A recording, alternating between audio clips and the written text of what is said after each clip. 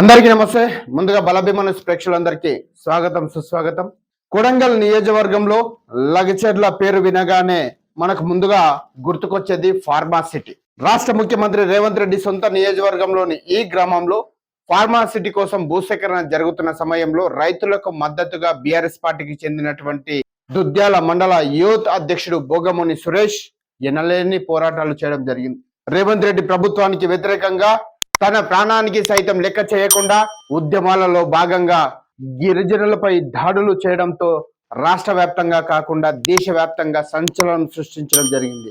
దీంతో రేవంత్ సర్కార్ ఫార్మసిటీని రద్దు చేస్తూ అక్కడ industrial corridor, educational hub, medical college, veterinary college ఇలా అభివృద్ధి పనులు అని ప్రకటించి లగచెర్ల, పోలేపల్లి, హకీంపేట రైతులకు ఇవ్వాల్సిన నష్ట పరిహారాన్ని రెండింతలు పెంచి ఇవ్వడం జరిగింది. కానీ భూ పోరాటం చేస్తున్న సమయంలో రైతులు జిల్లా కలెక్టర్ అని చూడకుండా దాడులు చేస్తూ వాహనాలు ధ్వంసం చేసిన ఘటనలో ఏవన్గా ఉన్నటువంటి సురేష్ ప్రస్తుతం ఆ పార్టీకి రాజీనామా చేసే యోచనలో ఉన్నట్లు మనకు విశ్వసనీయ సమాచారం. గత కొన్ని రోజులుగా కొడంగల్ నియోజకవర్గంలోని బీఆర్ఎస్ పార్టీలో అసమ్మతి వర్గం రోజు రోజుకు పెరుగుతూ హైకమాండ్ వరకు ఫిర్యాదులు వెళ్ళినట్లు కూడా మనకు తెలుస్తా ఉంది. ఈ నేపథ్యంలోనే కొడంగల్ ఇన్ఛార్జిగా ఉన్నటువంటి మాజీ ఎమ్మెల్యే పట్నం నరేందర్ రెడ్డి మాకొద్దు, కొత్త ఇన్ఛార్జి కావాలని కూడా ఫిర్యాదులు చేసినట్లు కూడా పార్టీ నాయకులు బహిరంగంగా చర్చించుకుంటున్నారు. మాజీ ఎమ్మెల్యే పట్నం నరేందర్ రెడ్డికి అత్యంత సన్నిహితంగా ఉన్నటువంటి లగచెర్ల సురేష్ పార్టీకి ఎందుకు రాజీనామా చేస్తున్నారు? మాజీ ఎమ్మెల్యే పట్నం నరేందర్ రెడ్డికి లగచెర్ల సురేష్ కు ఎందుకు వైరుధ్యం ఏర్పడింది?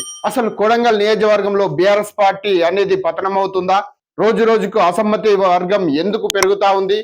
ఒకవేళ బోగమోని సురేష్ పార్టీకి రాజీనామా చేస్తే లగచెర్ల దాడి ఘటనలో ఏవన్గా ఉన్నటువంటి సురేష్ ప్రభుత్వానికి అప్రూవల్ గా మారితే జరిగే పరిణామాలు ఏమిటి? ఇందులో అసలు ముద్దాయి ఎవరు?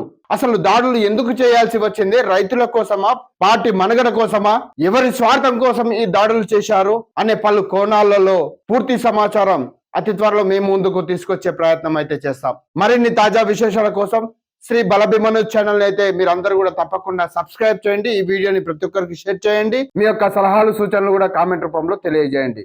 ధన్యవాదాలు.